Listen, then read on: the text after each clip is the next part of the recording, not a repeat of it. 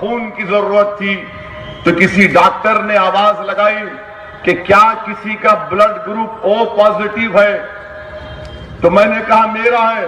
तो बोले आइए मेरे साथ आप खून दीजिए। अल्लाह गवाह है कि मैंने उस दिन एक नहीं बल्कि 15 बॉटल खून दिया था। और हुआ क्या, खून भी देता था और अपने हाथ से वो बॉटल को लेकर भागता था। कुछ भी 170 इस पर आपको लगता है कि मोदी सरकार कदम आगे बढ़ाएगी? अरे मैडम, 5 साल में क्या किया, अब क्या करेंगे देखेंगे। मसला तो सुप्रीम कोर्ट में है। 370 को तो निकाल ही नहीं सकते। मैं चैलेंज कर रहा हूं जी, मैं चैलेंज कर रहा हूं। 370 हमेशा धोखा दे रही है बीजेपी अपने वोटर्स को।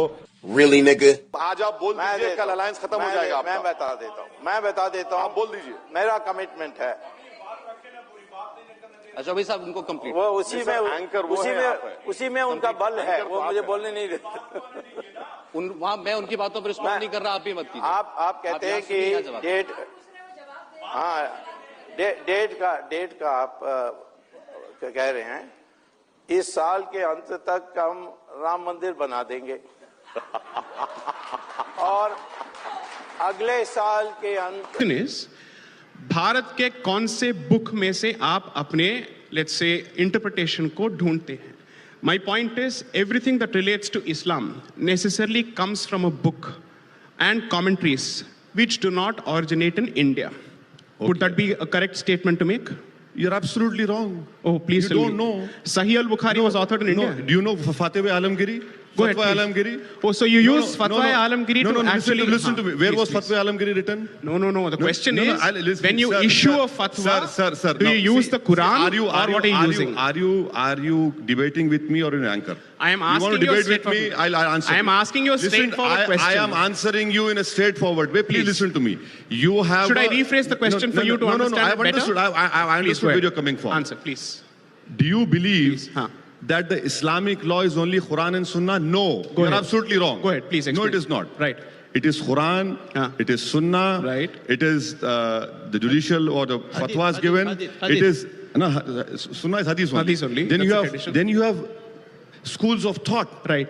Hanafi, Shafi'i, Maliki, Fiqh. Right. Then you have Fatwa Alamgiri. There are so many books. So these schools of thought, what is the basis of the schools of thought? Is the every religion, every school of thought. Right. Basically, has the audience understood the question? Okay, great. No, listen. Yes, please. Fantastic. Right. Majority of Indian Muslims are Hanafis. Okay.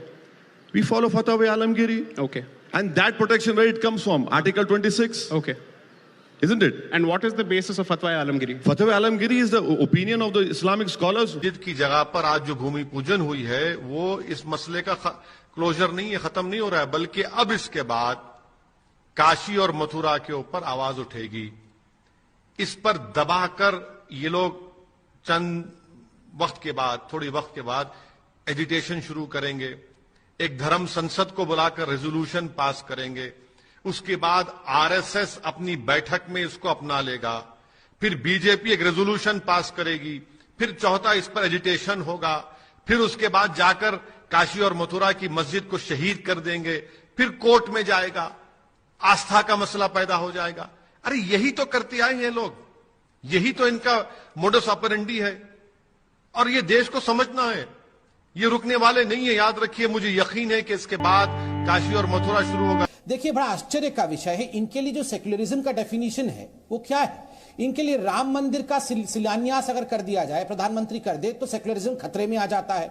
अगर भारत माता की जय, ये ओवैसी साहब है ना, भारत माता की क्या कहा था? अगर खंजर भी लगा दोगे तो भी मैं भारत माता की जय नहीं कहूंगा। भारत माता की जय कह देंगे तो सेक्युलरिज्म खतरे में आ जाएगा। वंदे मातरम गलती से गा देंगे ये माननीय सांसद हैं, ये दाढ़ी वाले जिन्ना, तो सेक्युलरिज्म खतरे में आ जाएगा। जनगण मन गाने में, अभी सीएए में पहली बार इन्होंने जनगण मन गाया, वरना जनगण मन गाने में भी सेक्युलरिज्म खतरे में आता है, क्योंकि उसमें भारत भाग्य विधाता है, इसलिए इस्लाम खतरे में आ जाता है। और तो और अजान में अगर लाउडस्पीकर तेज बजता है और कोई लड़की जाके कहती है कि प्लीज साउंड कम कर दीजिए, घर में कोई बीमार है, तो सेक्युलरिज्म खतरे में आ जाता है। रफाल के ऊपर आप अगर टीका लगा के नारियल फोड़ देते हैं तो इनका सेक्युलरिज्म खतरे में आ जाता है। मगर इनका सेक्युलरिज्म तब खतरे में नहीं आता है जब बाकायदा प्रधानमंत्री टोपी पहनकर इफ्तार पार्टी मनाता है। नेहरू से लेकर सोनिया गांधी, राहुल गांधी तक आप देखिए कितने लोगों ने इफ्तार पार्टी मनाई है। उस समय सेक्युलरिज्म का कुछ नहीं होता है। इनका सेक्युलरिज्म तब खतरे में नहीं आता है जब प्रधानमंत्री बाकायदा अजमेर शरीफ पर चादर बिछाता है और वो लाइव टेलीकास्ट किया जाता है, उस समय सेक्युलरिज्म खतरे में नहीं आता है। उनका सेक्युलरिज्म तब खतरे में नहीं आता है जब सीता राम मंदिर जो अयोध्या में मौजूद है वो अपने मंदिर के प्रांगण के